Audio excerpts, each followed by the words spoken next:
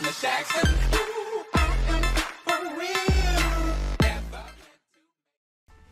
Salut à tous, bienvenue sur ma chaîne, donc Thierry du blog donc Thierry-du-6henri.fr.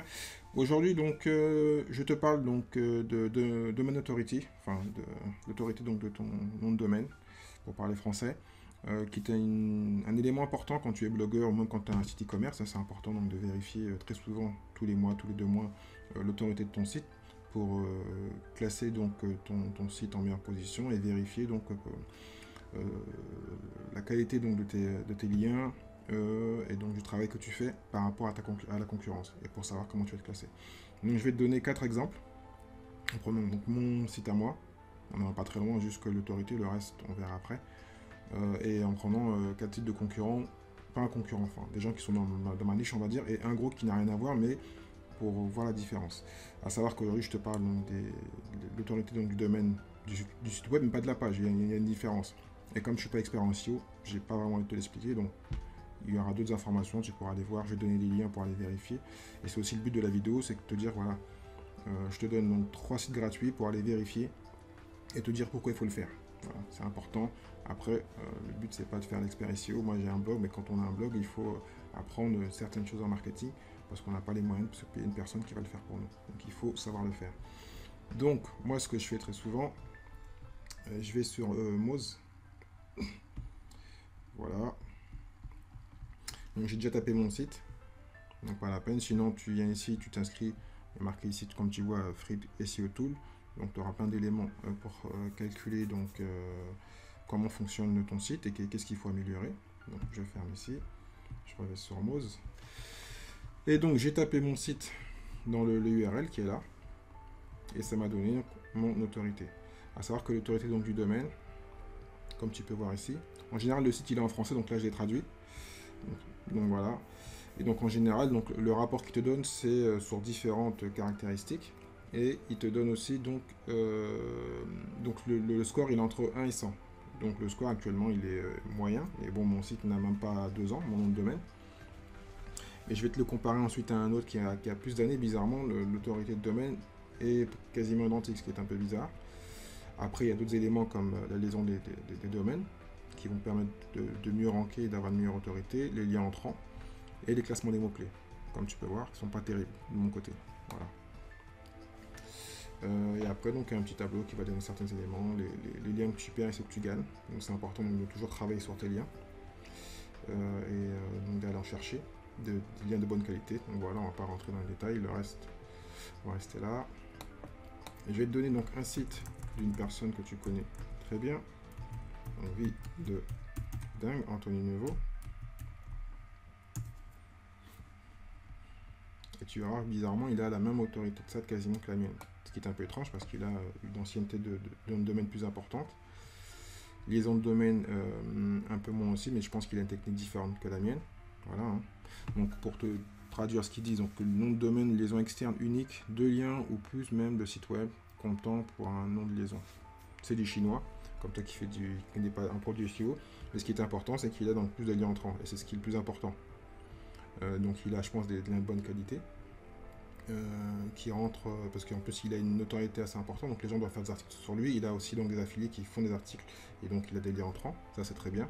Donc comme quoi, il y a plein de métriques, parce que là on parle bien de métriques, pour savoir où tu en es. Donc tous les mois, tous les 2 mois, tu viens vérifier, voir où tu en es. Même si techniquement, comme tu l'as compris, il n'y a pas de comparaison.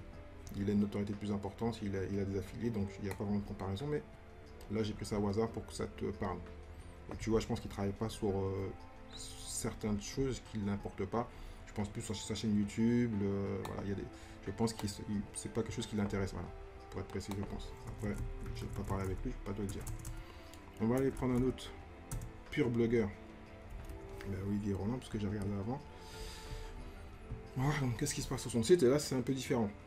Donc lui, il a une domaine d'autorité plus important. Donc, comme je dis, c'est un classement donc, de 1 à 100, de 0 à 100, mais c'est plutôt de 1 à 100, parce que tu crées un domaine tout neuf, il aura un classement de 1. Si tu en as racheté un qui avait déjà des liens, donc tu auras un classement plus élevé, donc il faut déjà avoir les moyens. Donc là, 36, qui est pas mal, avec liaison de domaine 722, lien entrant, pas mal aussi. Là, il a fait donc plus de liens, donc il y a 15 nouveaux liens, et donc il a perdu 5 liens. Voilà. Et là, on va aller voir un site vraiment qui n'a rien à voir, mais juste pour te montrer la différence et l'importance de faire des bons liens et de se faire connaître et de la notoriété. Donc le Figaro, hein, qui n'a rien à voir, mais c'est plus pour te montrer que les gros sites rankent mieux automatiquement sur Internet et par rapport à Google, parce qu'ils ont donc des liens de Wikipédia, de Google et de beaucoup de sites, et qu'eux-mêmes produisent beaucoup. Donc là, leur autorité donc d'un journal en général, c'est 80, même jusqu'à 100. Donc bien sûr, automatiquement, beaucoup donc de liaisons de domaine, liens entre pareil, hein, c'est énorme. Les classements des mots-clés, il y en a énormément. Voilà. Donc voilà. Et donc, domaine liaison, découvert. Donc, comme tu peux voir, je suis passé du coq à l'âne. Mais le but, c'est vraiment de te montrer, voilà, quand tu as le temps, tu utilises donc ton analyse de mots-clés. D'autorité de domaine, ouais, je suis perdu un peu avec le classement des mots-clés. Et donc, tu auras différents éléments. Ensuite, sortir de mots, tu peux aller voir donc 2 autres sites qui sont là. Donc, Small SEO Tool, pareil. Tu rentres ton nom de domaine.